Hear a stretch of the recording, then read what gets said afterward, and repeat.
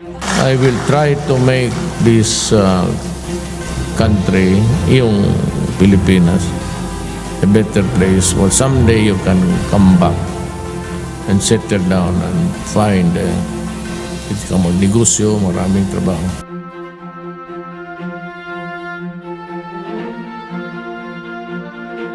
Naging magkatuwang ang Pangulo at ang sambayanang Pilipino sa loob ng 6 na taon sa paglipas ng panahon at pagsibol at pagyabong ng magagandang pagbabago. Tayo ay magdiwang at magpasalamat na tayo'y nagkasama nang dahil sa ating pinakamamahal na Pangulo. Pagsusulong ng smoke-free environment sa mga pampubliko at kulog na lugar. Batay naman sa ulat ng Department of Foreign Affairs, mula March 29 hanggang June 25, higit 5,000 undocumented OFWs na ang nakauwi ng bansa mula sa Saudi Arabia. Pagtataas ng combat duty pay ng mga sundalo at mga uniformadong tauhan ng pulisya mula 500 sa 1,500 piso kada buwan.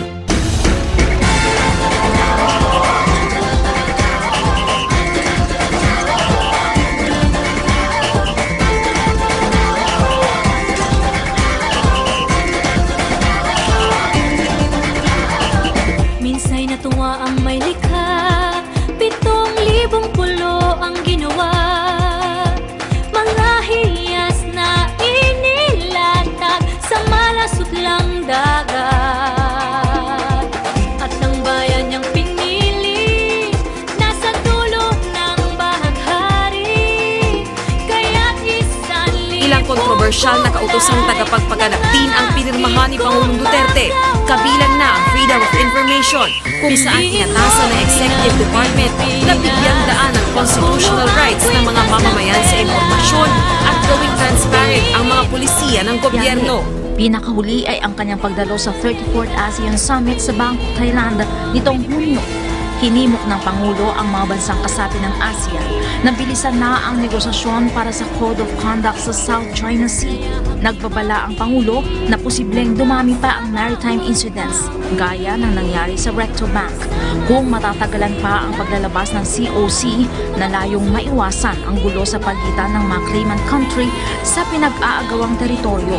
Ginamit rin ng Pangulo ang pagtitipong ito na mahikayat ang mga negosyanteng dayuhan na mamuhunan sa bansa habang papasulong na ang ekonomiya dito sa Pilipinas. Sa ika-4 na pagkakataon, muling bumisita rin ang Pangulo sa China nitong Abril, kasabay ng kanyang pagdalo sa Belt and Road Forum. Nagkaroon ng bilateral talks sina Pangulong Duterte at Chinese President Xi Jinping. Tinalakay nila ang agawan ng teritoryo sa West Philippine Sea, partikular ang sitwasyon sa Pag-asa Island.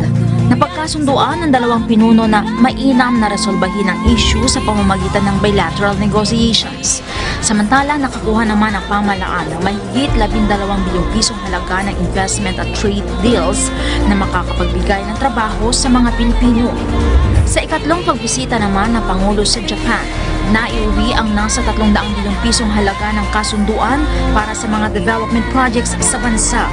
Pinatunayan ng pamahalaan na hindi dapat magmasagabal ang hindi pagkakaunawaan sa pagkakaroon ng kooperasyon sa ibang larangan na magiging kapakipakinabang sa Pilipinas. Naisulong din ni Pangulong Duterte ang isang independent foreign policy na kung saan naibalik ang makasaysayang Balanggi Gabels at pagpapabalik ng basurang itinambak ng Canada sa bansa.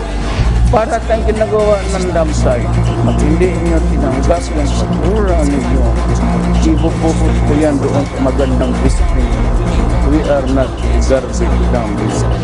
Bukod sa Canada, naibalik rin ang tone-toneladang basura mula sa South Korea.